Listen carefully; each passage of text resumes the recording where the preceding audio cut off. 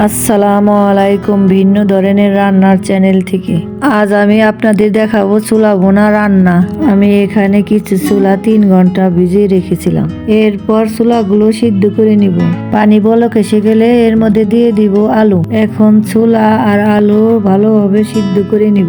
এরপর স্বাদ মতন লবণ দিয়ে দিব। পানি শুকায় আসা পর্যন্ত সিদ্ধ করে নিব। পানি প্রায় শুকিয়ে আসলে তখন দিয়ে দিব 1 চামচ হলুদের গুঁড়া, 1 চামচ রাঁধুনি গুঁড়া মশলা, 1/2 চামচ মরিচের গুঁড়া আর 1 চামচ চুলা বোনার মশলা। এরপর ভালোভাবে মশলা মিশিয়ে নিব। পানি শুকিয়ে আসলে এরপর একটি প্যানের মধ্যে পরিমাণ মতন তেল দিয়ে দিব।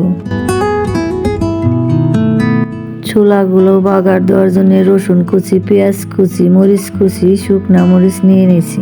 এরপর প্রথমে শুকনা মরিচ ভেজে নিব।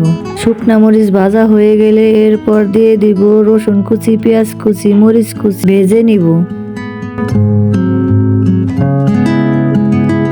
ভাজা হয়ে গেলে এরপর দিয়ে দিব সেদ্ধ ছোলা আর আলু। কিছুক্ষণ নেড়ে নামিয়ে নিব।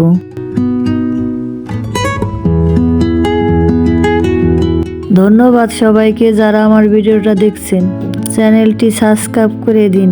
আসসালামু আলাইকুম।